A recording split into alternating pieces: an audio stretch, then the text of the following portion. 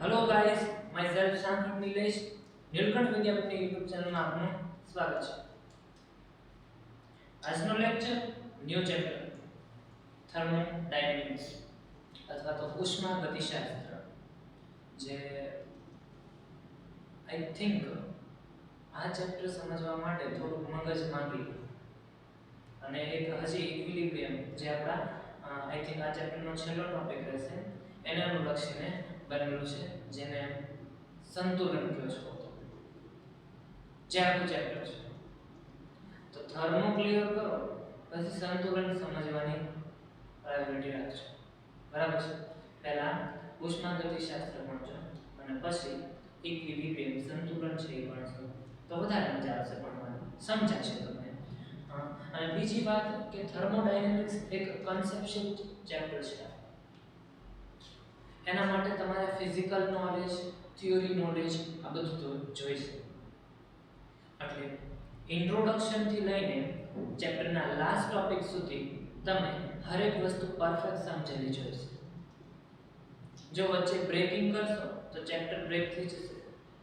અને next concept છે અથવા તો ટોપિક છે એ તમને નહીં સમજાય તો આના માટે તમારે લિંકેજ થવું જરૂરી છે એટલે લિંક જાળવી રાખવાની છે અને continue focus on the syllabus NCERT ની પ્રાયોરિટી પહેલી આપજો મારા ખ્યાલ પ્રમાણે એનસીઈઆરટી 12 છે એ પેપર બહુ ઓછા જાય છે સો કોમ્પિટિટિવ ની તૈયારી કરતા વિદ્યાર્થીઓ માટે ખાસ નોંધ કે એનસીઈઆરટી પૂરેપૂરું થઈ જાય ત્યારબાદ જ તે કોઈ બીજા એક્સ્ટ્રા મટીરીયલ્સ છે એ વસાવો કોઈ એક્સ્ટ્રા તૈયારીઓ છે એ કરવી અથવા તો બીજી કોઈ કોમ્પિટિટિવ એક્ઝામ છે એના પ્રોબ્લેમ સોલ્વ કરવા કારણ કે ઘણીવાર છે એ બેઝ ક્લિયર ન હોય અમુક ટોપિકના બેઝ થોડા હાર્ડ હોય એમાંથી ડાઉટફુલ ક્વેશ્ચન પૂછાયેલો હોય જેને આપણી એક્ઝામ સાથે કોઈ મતલબ હોય નહીં પણ તમે એ લઈને બેઠા હો બધું એટલે આવું બધું કરો એ પહેલા એનસીઈઆરટી ના ટોપિક બધા કમ્પ્લીટ કરજો ધેન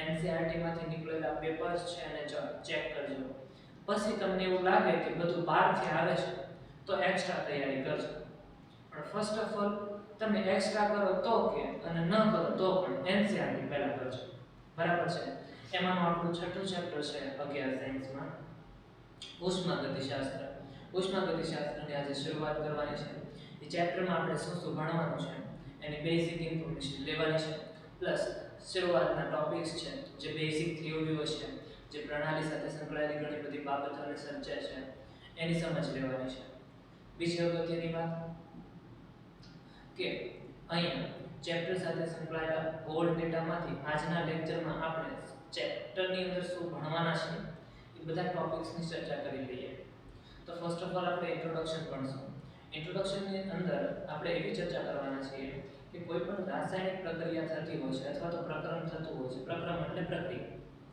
તો તેની સાથે સંકળાયેલી ઘણી બધી બાબતો છે એની ચર્ચા કરવી જરૂરી છે કેવી રીતે કે જ્યારે કોઈ બાઇક્સ છે અથવા તો વ્હીકલ છે એની અંદર કાર્બનિક પદાર્થનું દહન થતું હોય લાઈક પેટ્રોલ છે એનું દહન થાય છે તો હાઇડ્રોકાર્બનનું દહન તમને શું આપે છે H2O CO2 બરાબર છે તો કાર્બનિક પદાર્થનું દહન થાય છે અથવા તો કોઈ પણ પદાર્થના દહનની પ્રક્રિયાનો તમે અભ્યાસ કરો તો દહનને અંતે કંઈક ઊર્જા મુક્ત થાય છે દહન કરવાથી કંઈક ઊર્જા મુક્ત થાય છે ઉષ્મા સ્વરૂપે બરાબર છે ઉષ્મા સ્વરૂપે શું મુક્ત થાય છે ઊર્જા તો આ ઊર્જા મુક્ત થવી અથવા તો કોઈ રાસાયણિક પ્રક્રિયા શરૂ થઈ ત્યારે કેટલી ઊર્જા હતી અંતે કેટલી ઊર્જા મળી કેટલી મુક્ત થઈ ગઈ કેટલી ઊર્જા શોષાણી આવા બધા પ્રક્રમોને લગતી ઊર્જાના ફેરફારની માહિતીઓ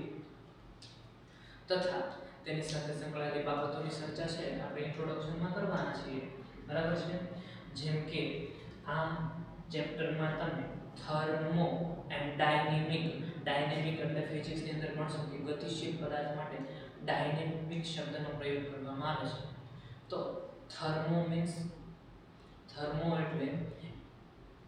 એટલે ઉષ્માનું વહન થવું ધી ફ્લો ઓફ હીટ ઉષ્માનું વહન થતું હોય તો તેના માટે આપણે શું શબ્દનો પ્રયોગ કરીએ થર્મો બરાબર છે તો જે ઉષ્માનું વહન થાય છે હવે ઉષ્મા છે એ ગતિ કરે છે અને જેના થ્રુ તમને કંઈક સમજ મળે છે. લાઈક કોઈ મેટલ છે, એનો સળિયો છે, ધાતુનો સળિયો છે, એને તમે ગરમ કરો તો એક છેડેથી ગરમ કરશો તો સામેનો છેડો તરત ગરમ થઈ જશે.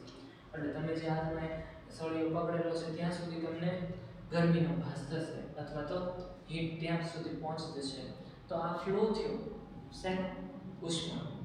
ધાતુની મટીરિયલમાં ઉષ્માનો ફ્લો થયો. તો આને લગતી બાબતોની ચર્ચા છે એટલે થર્મોડાયનેમિક્સ અથવા તો ઉષ્માગતિશાસ્ત્ર. ઉષ્મા સાથે સંકળાયેલી બાબતોની માહિતી કરવાની છે. ઉષ્મા સાથે સંકળાયેલી બધી જ બાબતોની ચર્ચા કરવાની છે અને એની સાથે સંકળાયેલું શાસ્ત્ર એટલે ઉષ્માગતિશાસ્ત્ર. અને આપણે આ ચેપ્ટરમાં આવી બધી બાબતોની ચર્ચા કરવાની છે. બીજી અગત્યની વાત કે આપણે આ ચેપ્ટરમાં ઉષ્મા સાથે સંકળાયેલા ફેરફારોની ચર્ચા કરીશું, જેમાં પ્રારંભિક અને અંતિમ અવસ્થાએ કોઈ પણ પ્રણાલી હોય. પ્રણાલી એટલે શું? કે એવો વિશ્વનો અતિ સૂક્ષ્મ ભાગ કે જેમની આપણે ચર્ચા કરી રહ્યા હોય. લાઈક હું કોઈ એક પદાર્થની વાત કરી રહ્યો હોઉં તો એ પદાર્થ એક પ્રણાલી તરીકે કાર્ય કરશે. એને પ્રણાલી કહીશું, સિસ્ટમ કહીશું કે જેનો મારે અભ્યાસ કરવાનો છે. તો આ પ્રણાલી સાથે સંકળાયેલ ઉષ્માના ફેરફાર, ઉષ્મામાં થતા ફેરફારો કેવી રીતે થાય છે, પરિવર્તન કેવી રીતે આવે છે, આવી બધી બાબતોનું સંકલન કરીને ઘણા બધા ટોપિક્સ છે એ પદાર્થ સાથે સંકળાયેલા અથવા તો રાસાયણિક પ્રક્રિયા સાથે સંકળાયેલા હોય તેની ચર્ચા કરવાની છે. બીજી અગત્યની વાત કે પ્રણાલી એટલે કે સિસ્ટમ જે અતિ સૂક્ષ્મ અથવા તો મોટો પણ હોઈ શકે પદાર્થ જેનો તમે અભ્યાસ કરી રહ્યા હો. લાઈક તમે લેબમાં બેઠા છો, બરાબર છે, અને પ્રેક્ટિકલની દ્રષ્ટિએ એક બીકરની અંદર કોઈ બે પદાર્થો અથવા તો પ્રક્રિયકોને ભેગા કરો છો અને કેમિકલ રિએક્શન જોઈ રહ્યા છો. તો અહીંયા બીકર છે જેની અંદર રહેલા પદાર્થનો તમે અભ્યાસ કરી રહ્યા છો, એને તમે પ્રણાલી કહેશો અથવા તો શું કહેશો? એને સિસ્ટમ કે જેને તમે નિહાળી રહ્યા છો, જેનું તમે અવલોકન કરી રહ્યા છો, જેના ફેરફાર તમે નોંધી રહ્યા છો. આવી બાબતો. તો પ્રણાલી સાથે સંકળાયેલા ઘણા બધા પર્યાયો છે એને સમજવાના છે. પછી આપણે જે આગળ જઈશું તો પ્રણાલી સાથે સંકળાયેલ અવસ્થા વિધેયો, બરાબર છે.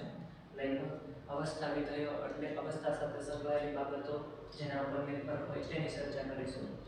પછી આપણે આંતરિક ઉર્જામાં થતા ફેરફાર સાથે સંકળાયેલી ઘણી બધી બાબતો જેમ કે દબાણ, કદ, તાપમાન, આ બધા પર્યાયો છે, વેરિયેબલ્સ છે જે બદલાતા પદાર્થની અવસ્થા છે એ બદલાઈ જાય છે. મેં તમને ચેપ્ટર નંબર 5 ની અંદર દ્રવ્યની અવસ્થાની અંદર સમજાવ્યું છે કે દબાણ, તાપમાન, કદ આ બધા એવા ફેક્ટર છે જે પદાર્થની અવસ્થા નક્કી કરે છે. એટલે એને અવસ્થા ચલો પણ કહેવામાં આવે છે. યાદ કરો, અવસ્થા વિધેય સમીકરણ અથવા તો અવસ્થા સમીકરણ જેને આપણે આદર્શ વાયુ સમીકરણ પણ કહીએ છીએ. તો આ જે ચલો છે એ જુદી જ્યારે બદલાવવામાં આવે છે ત્યારે અવસ્થા સાથે સંકળાયેલા ફેરફારો છે એ થતા જોવા મળે છે, તેમનો અભ્યાસ કરવાનો થશે. પછી આંતરિક ઉર્જાના ઉષ્મા અને કાર્યને લગતી બાબતો છે એની ચર્ચા કરીશું. દેન આપણે પદાર્થ સાથે સંકળાયેલ બીજા બધા ચલો એનો અભ્યાસ કરીશું તથા પ્રક્રિયા કેવી રીતે થાય છે.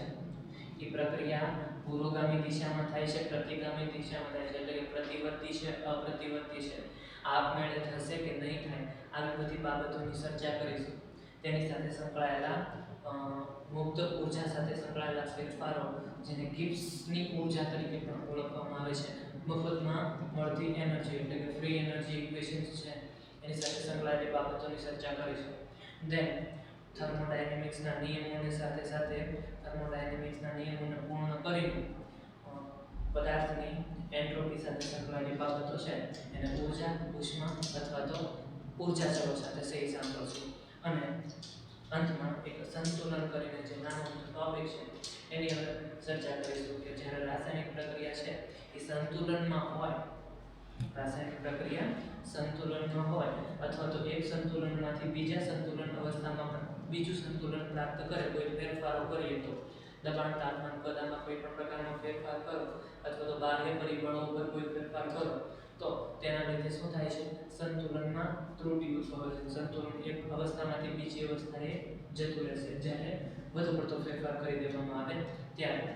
નોર્મલી આપણે એવું ભણશું કે સંતુલન અવસ્થામાં કોઈ પ્રણાલી છે અથવા તો કોઈ પ્રક્રિયા સંતુલન પ્રાપ્ત કરી ચૂકી છે તો એમાં જો ફેરફાર છે એ ઓછા પ્રમાણમાં કરવામાં આવે તો પ્રણાલી છે એને ગણકારશે નહીં, એનો ફેરફાર થવા દેશે નહીં. આવા બધા ફેરફાર છે અને આપણે ચેપ્ટર નંબર 7 ની અંદર ડિટેલમાં ભણીશું. પણ અગત્યનું છે કે સંતુલન એક અવસ્થામાંથી બીજી અવસ્થામાં જાય છે ત્યારે પ્રારંભિક પરિબળો અને અંતિમ પરિબળોના તફાવતને આધારે છે ઘણી બધી ગણતરીઓ છે, એના મૂલ્યો તથા જુદી જુદી પ્રક્રિયા સાથે સંકળાયેલી એન્થાલ્પી છે એની સમજ લેવાની છે. ખાસ કરીને આ ચેપ્ટરમાં ઊર્જા સાથે સંકળાયેલી બાબતો એટલે કે એન્થાલ્પી શબ્દનો પ્રયોગ કરશો ઊર્જા માટે આપણે એની ગણતરીઓ તથા તેને સાથે સંકળાયેલી ઘણી બધી બાબતોની ચર્ચા કરીશું. અહીંયા ચેપ્ટરનો બેઝિક સાર છે પૂરો થયો. હવે આપણે શરૂ કરીએ ઇન્ટ્રોડક્શન થી ઉષ્માગતિશાસ્ત્ર. તો એમાં સૌપ્રથમ આપણે છે એ પ્રણાલી શબ્દથી માહિતગાર થવાનું છે. પ્રણાલી એટલે શું?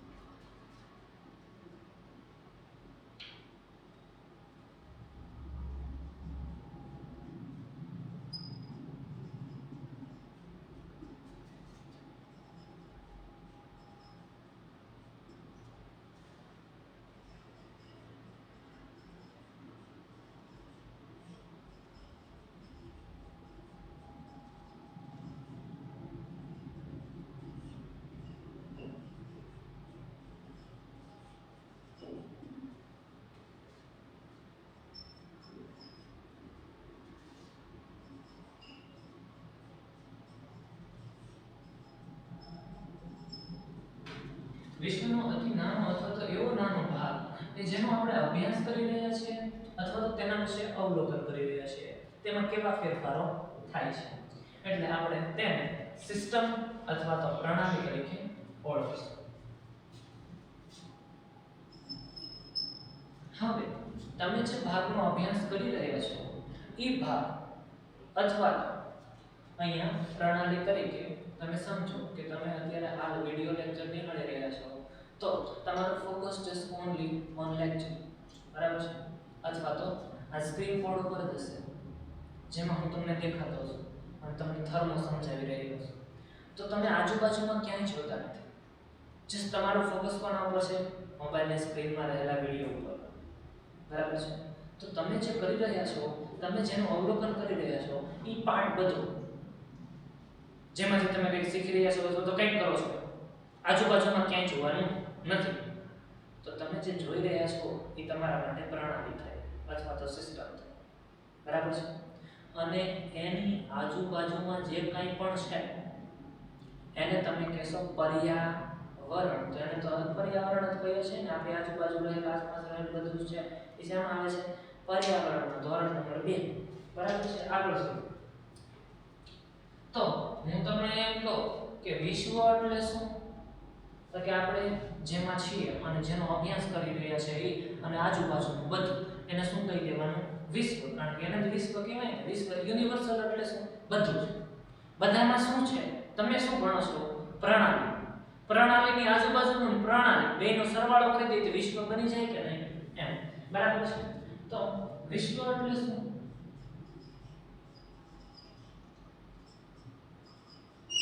પ્રણાલી વત્તા પર્યાવરણ. એટલે કે આપણે જે પ્રણાલીનો અથવા તો જેનો અભ્યાસ કરી રહ્યા છે તે અને તેની સાથે સંકળાયેલું બધું જ એટલે કે એની આજુબાજુમાં રહેલું બધું જ જેને પર્યાવરણ તરીકે ઓળખવામાં આવે છે અને એ બંનેનો સરવાળો કરી દઈએ તો આપણને પૂરેપૂરું યુનિવર્સ મળી જાય છે, બરાબર છે? તો આ સમજવા માટે છે તમારે કોઈ એક્સપેરિમેન્ટ લઈ લેવો, અથવા તો તમે કોઈ પ્રેક્ટિકલ કરી રહ્યા છો તો જે પ્રેક્ટિકલ અથવા તો કોઈ કોનિકલ ક્લાસની અંદર કોઈ રિએક્શન કરી રહ્યા છો, નાના ધોરણમાં ઝિંક અને હાઇડ્રોક્લોરિક એસિડમાંથી જે હાઇડ્રોજન વાયુનું ઉત્પાદન, આવો એક પ્રયોગ આવી ગયો તમારે 2-3 વાર ધોરણ 10 માં હાઇડ્રોજન વાયુ બનાવ્યો હશે. તો એ જે માત્ર નાની ટેસ્ટ ટ્યુબ અથવા તો કોનિકલ ફ્લાસ્ક કે જેનો તમે અભ્યાસ કરી રહ્યા છો, એટલે એને કહેવાય પ્રણાલી, જેમાં રિએક્શન થાય છે, બરાબર છે. અને તમારી આજુબાજુનું બધું સમજો કે એક ઓરડો જ છે નાનો મોટો, બીજું કાંઈ નથી, બીજું કાંઈ છે નહીં. આ આખું વિશ્વ એટલે એક નાનો મોટો ઓરડો છે. વિશ્વને ઓરડા સાથે કમ્પેર કરી દો અને એમાં તમે બેઠા છો અને તમારા હાથમાં એક ટેસ્ટ ટ્યુબ છે અને એમાં બે પદાર્થોને તમે A અને B ને ભેગા કરેલા છે. એમાં કેમિકલ રિએક્શન કંઈક થાય છે, ફેરફારો તમે બેઠા બેઠા નોંધી રહ્યા છો.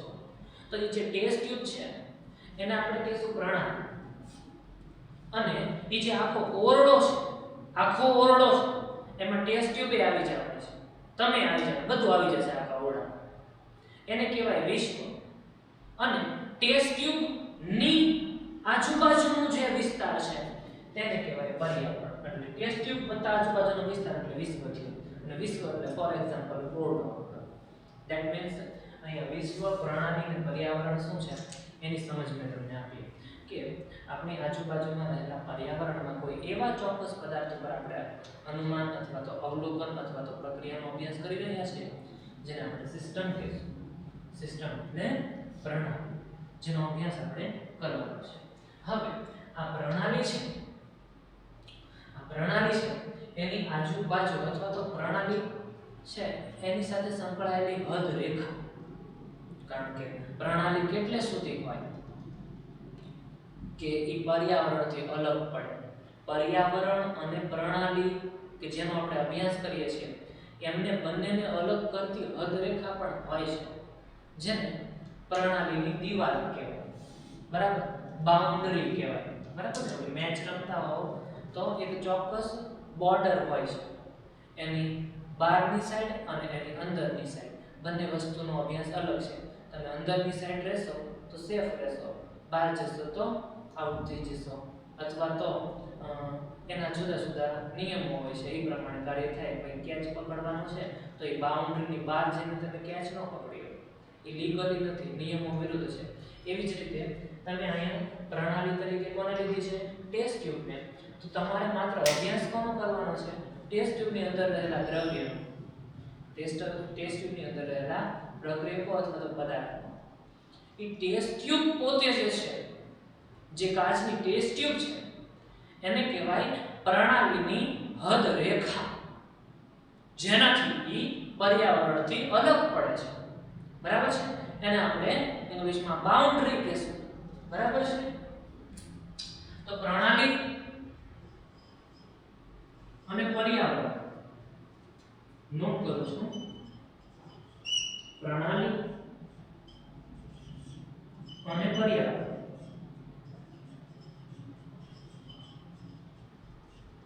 ને અલગ કરતી હદ રેખાને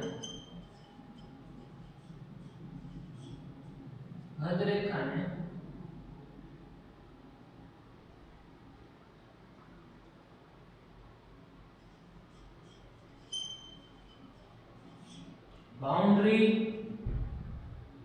અથવા તો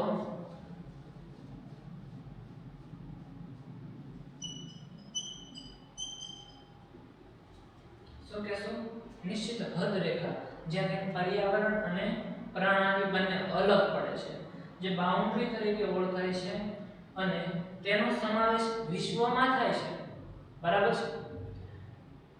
જેનો સમાવેશ વિશ્વમાં થાય છે. એટલે વિશ્વ એટલે હવે તમને પાછું ક્લિયર કરાવું તો કે વિશ્વ એટલે કે પ્રણાલીની હદ રેખા અને પર્યાવરણ, આ બધું જ વિશ્વની અંદર આવી જાય. વિશ્વ એટલે બધું, એની અંદર રહેલા કોઈ ચોક્કસ પદાર્થનો આપણે અભ્યાસ કરવાનો છે જે આ ચેપ્ટર સાથે સંકળાયેલું રહેશે. એટલે તમે હવે પ્રણાલી ચેપ્ટર પૂરું થશે ત્યાં સુધી પ્રણાલી સાથે સંકળાયેલી બાબતોની ચર્ચા કરીશું. પ્રણાલી એટલે શું, આઈ થિંક તમને સમજાઈ ગયું છે. હવે અભ્યાસ કરવા જઈએ એ પહેલા પ્રણાલીનું વર્ગીકરણ કરવું જરૂરી છે. હરેક બાબતમાં વર્ગીકરણ ક્યારે જરૂરી હોય? જ્યારે તમે જે ટોપિકનો અભ્યાસ કરી રહ્યા છો તે ટોપિકને વર્ગીકરણ સાથે સાંકળી દેશો તો એ ટોપિકનું મૂળ જે સમજણ છે એ તમને ડિસ્ક્રિપ્શનમાં મળી જશે. એટલે કે ટોપિકને ઈઝી બનાવવા માટે વર્ગીકરણ કરવું જરૂરી છે. તો હવે તમને એમ કહેવામાં આવે કે ભાઈ વર્ગીકરણ પહેલા એક નાનો અમથો કરો કે આ બાઉન્ડરી છે, હદ રેખા છે,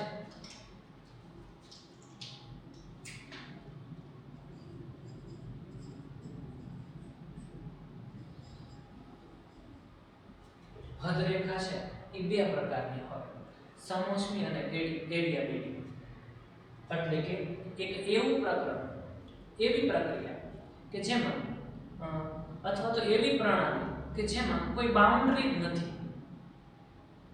એનો મતલબ તમને દેખાતી નથી, બાઉન્ડરી તો હોય, બરાબર છે, ઇનવિઝિબલ હોય. અમુક એવું પ્રકરણ કે જેમાં કોઈ બાઉન્ડરી હોતી નથી.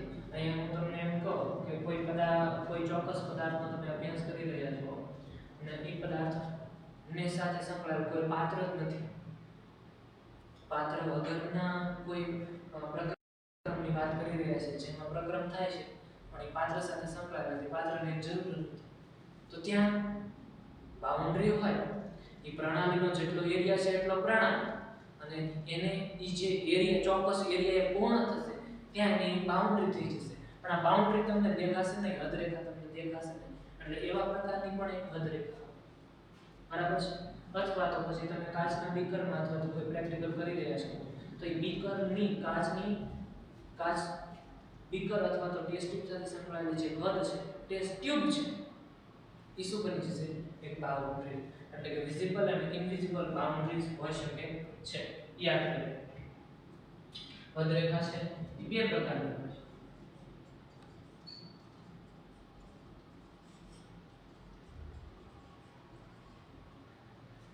હવે આ હદરેખાના પણ પાછા પ્રકાર હોય છે. જેમ કે અમુક હદરેખા છે ઉષ્માનું વહન કરતી, એટલે કે તમે જે પ્રણાલીનો અભ્યાસ કરી રહ્યા છો, લાઈક અહીંયા આ એક રૂમ છે જે કાચનો બનેલો છે સમજો, અથવા તો કોઈ એક એવા મટીરીયલનો બનેલો છે જે ઉષ્માનું વહન કરે છે, લાઈક કોઈ ધાતુનો બનેલો છે એમ સમજો. એક નાનો અમથો રૂમ છે જે ધાતુનો બનેલો છે અને એમની અંદર કોઈ પ્રક્રમ છે એ થઈ રહ્યું છે, એ અને બી બંને પ્રક્રિયા કરી રહ્યા છે અને એમાંથી વિશાળ પ્રમાણમાં ઊર્જા છૂટી પડે છે ગરમી સ્વરૂપે. તો એ ગરમી અથવા તો ઉષ્મા છે એ સપાટી, એટલે કે આ જે તમે કહો છો બાઉન્ડ્રી તો બહાર જતી રહેશે ઉષ્મા, બરાબર છે. બંધ ઓરડો છે, શેનો છે? ધાતુનો બનેલો છે અને એમાં કોઈ કેમિકલ રિએક્શન થાય છે અને વિશાળ પ્રમાણમાં ઊર્જા છૂટી પડે છે તો એ ઊર્જા ઉષ્મા સ્વરૂપે મુક્ત થવા મળશે. કારણ કે ધાતુઓ છે ઉષ્માના કેવા હોય? વાહક. આથી ઉષ્માનું વહન થવા મળે. તો આવા પ્રકારની બાઉન્ડ્રી પણ હોય જે ઉષ્માનું વહન કરતી હોય. અથવા તો અમુક બાઉન્ડ્રીઝ એવી હોય કે જે ઉષ્માનું વહન કરતી હોય નહીં. તો આવા પ્રકારની બાઉન્ડ્રી અથવા તો હદરેખાઓ સાથે છે એ આપણે કાર્ય કરવાનું થશે અથવા તો તેની સાથે સંકળાયેલા કાર્ય અને ઉષ્માની આપલેની ગણતરીઓ કરવાની થશે. જે બેઝિક થિયરીઓ છે. આપણે પ્રણાલીના વર્ગીકરણ તરફ આગળ વધીએ.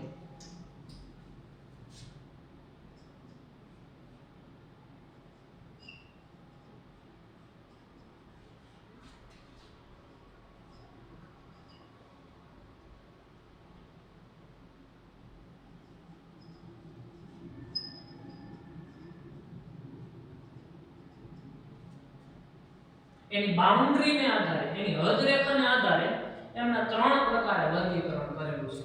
એમાં પહેલો પ્રકાર છે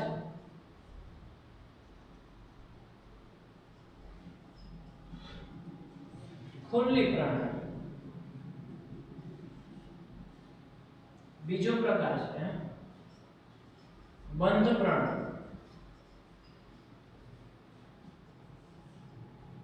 અને ત્રીજો પ્રકાર છે નિરાળી પ્રણાલી.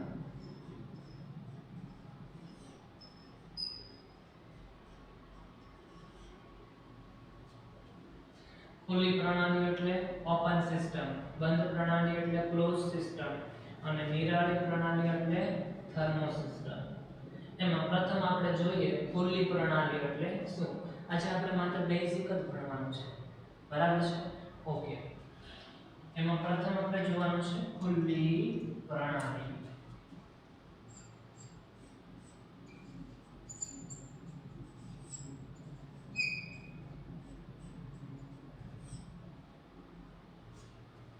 ખુલ્લી પ્રણાલી એટલે શું પહેલા એની સમજણ લઈએ. તો ખુલ્લી પ્રણાલી એટલે એવી પ્રણાલી કે જે પ્રણાલી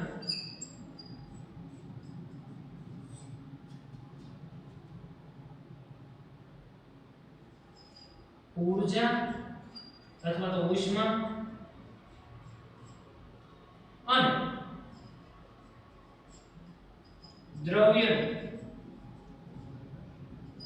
પર્યાવરણ સાથે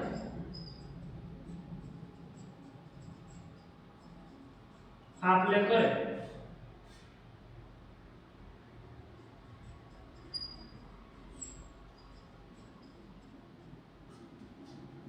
ઊર્જા અને દ્રવ્ય બંનેનું છે પર્યાવરણ સાથે શું કરવું જોઈએ? પ્રણાલી આપલે કરવી જોઈએ અથવા તો આપલે કરી શકે તેવી પ્રણાલીને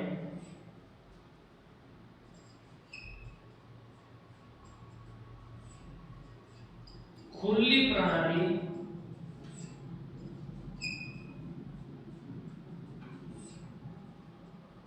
કહે છે. લાઈક આકૃતિ જોઈએ તો શું થશે?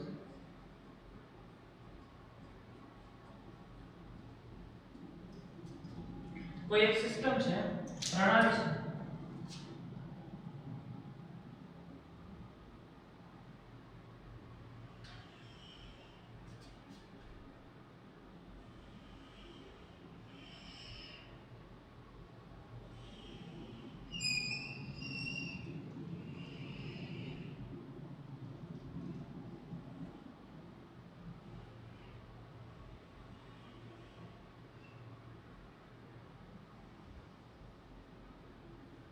આ તપેલી છે ભાઈ અને આમાં શું ભરેલું છે? ગરમા ગરમ ચા.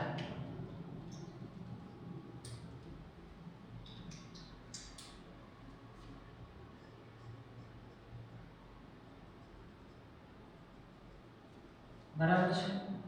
તો આ જે ગરમા ગરમ ચા છે એમાંથી ઉષ્મા છે એ સીધી બહાર જતી ગરમી છે એટલે આ તાપમાન ઘટવા પડશે. તમને ખ્યાલ આવશે ચા ઠંડી થઈ. અથવા તો હજી બીજી વાત કરીએ તો દ્રવ્ય કેવી રીતે જશે? લાઈક આમાં રહેલું પાણી છે H2O એ વરાળ સ્વરૂપે છે એ ધીરે ધીરે બહાર નીકળી જશે એટલે ઉષ્મા પણ જશે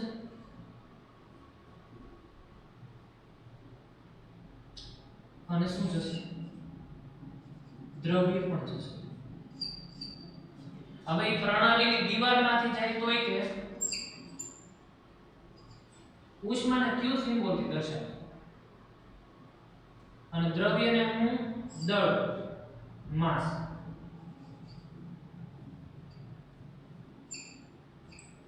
પર્યાવરણમાંથી પ્રણાલીમાંથી પર્યાવરણ બંને પ્રકારે છે એ આપણે કરી શકતી પ્રણાલીને શું કહેવાય? ખુલ્લી પ્રણાલી. એટલે આમાં આપણે ગણતરી કરવાની થશે તો શેની ગણતરી કરવાની? કેટલી ઉષ્મા પ્રણાલીએ શોષી અથવા તો કેટલી ઉષ્મા પ્રણાલીએ મુક્ત કરી અથવા તો કેટલું દળ એમાંથી દ્રવ્ય જતું રહ્યું અથવા તો કેટલું દળ મેળવાય છે, પ્રાપ્ત થાય છે. આવી ગણતરીઓનો અભ્યાસ કરશું. નેક્સ્ટ હવે આપણે આનું એક્ઝામ્પલ જોઈએ, બરાબર છે? હવે આપણે બંધ પ્રણાલીની ચર્ચા કરીએ. તો બંધ પ્રણાલીમાં માત્ર અહીંયા ઢાંકણ છે એ બંધ કરી દેવાનું છે, બીજું કાંઈ કરવાનું ધ્યાન આપજો.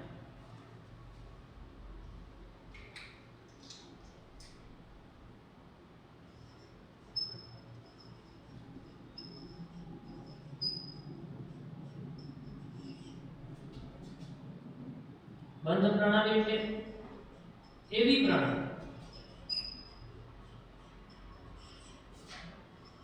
જે પર્યાવરણ સાથે ઉષ્માની આપ-લે કરી શકે,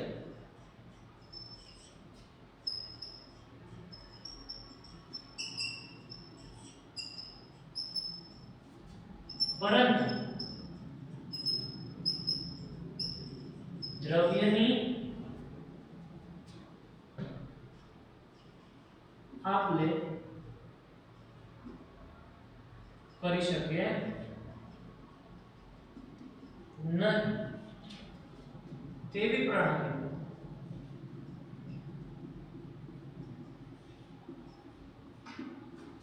બંધ પ્રણાલી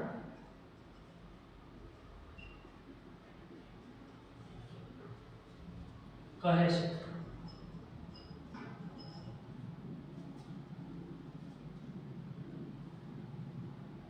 એક્ઝામ્પલ તરીકે શું લેશે?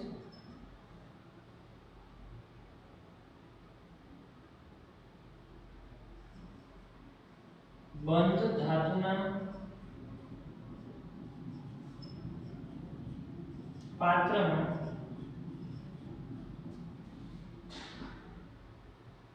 દહનની પ્રક્રિયા અથવા તો પાત્રમાં થતી પ્રક્રિયા, એમાં શું કહી શકીએ આપણે? આકૃતિ દોરીને જોઈએ એટલે વધારે ખ્યાલ. હવે મારી પાસે જે પાત્ર છે એ બંધ છે,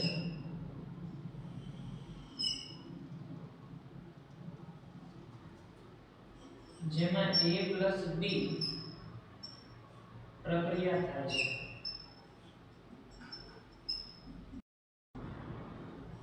અને c એક નિપજ મળે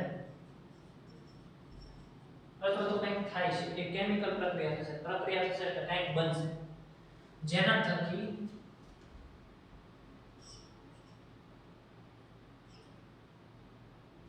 ક્યુ ઉષ્મા પર્યાવરણમાંથી પ્રણાલીમાં અથવા તો પ્રણાલીમાંથી પર્યાવરણમાં આવી શકે, એટલે બંને એરો વસ્તુ છે દર્શાવે છે. આવું થતું હશે જે પ્રકરણમાં માત્ર ઉષ્માની આપ-લે થવી જોઈએ, બરાબર છે, દ્રવ્યની આપ-લે થવી જોઈએ નહીં, એટલે માસ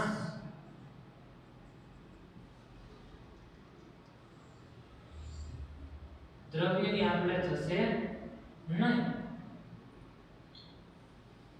કે નહીં બહાર આવશે. આવા બધા પ્રકરણો છે એ બંધ પ્રણાલી સાથે સંકળાયેલા છે કે જેમાંથી અથવા તો એવી પ્રણાલી જેની હદરેખા અથવા તો સીમારેખા ઉષ્માની આપ-લે થવા દે છે પ્રણાલી સાથે, પણ દ્રવ્યની આપ-લે થવા દેતી નથી. આવી બધી પ્રણાલીનો અભ્યાસ છે એ આપણે બંધ પ્રણાલીમાં કરીશું. અને એના માટે ખાસ યાદ રાખે કે માત્ર ઉષ્માને અથવા તો હીટ ટ્રાન્સફરિંગ થાય છે but mass can not transfer. આગળ જોઈએ નિરાળી પ્રણાલી.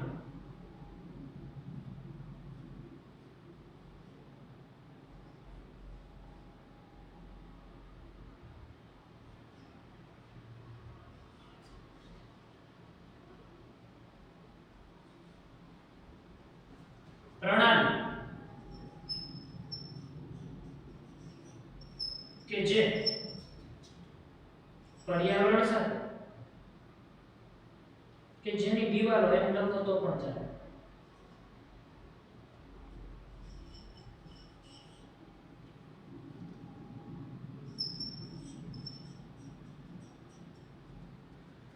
પર્યાવરણ સાથે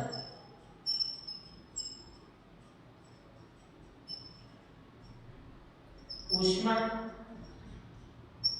Q તથા દ્રવ્ય M ની આપ-લે અથવા ઉષ્મા તથા દ્રવ્યની આપ-લે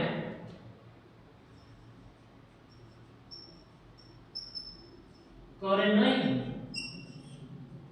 તેવી પ્રણાલી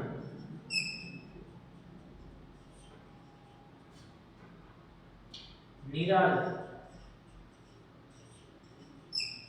પ્રણાલી કહે છે.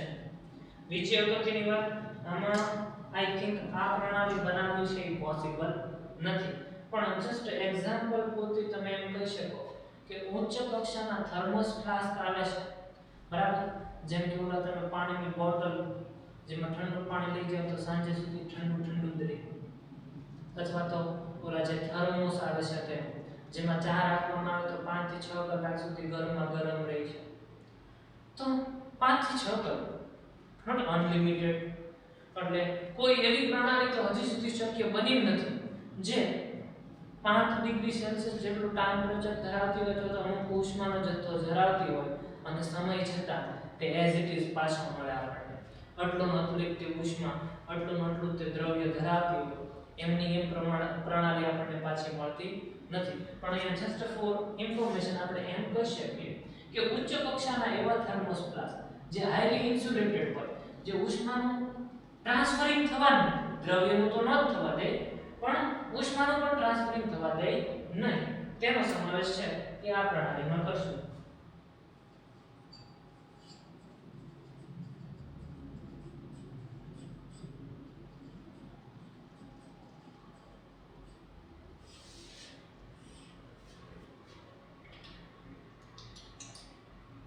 જોઈએ તો આ એક થર્મોસ છે એમ સમજો, તો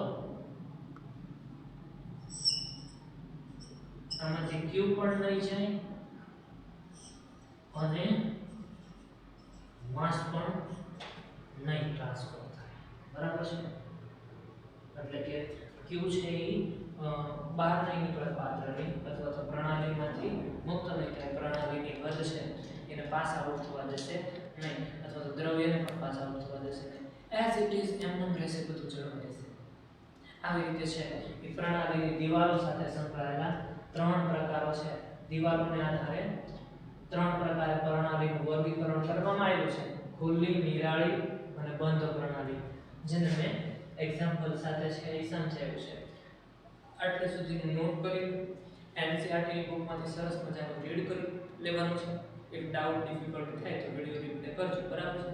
નેક્સ્ટ વિડિયો લેક્ચરમાં અવસ્થાઓ અથવા તો ચલ સાથે છે એ પાછા મળીશું અને ચેપ્ટરને આગળ વધારીશું.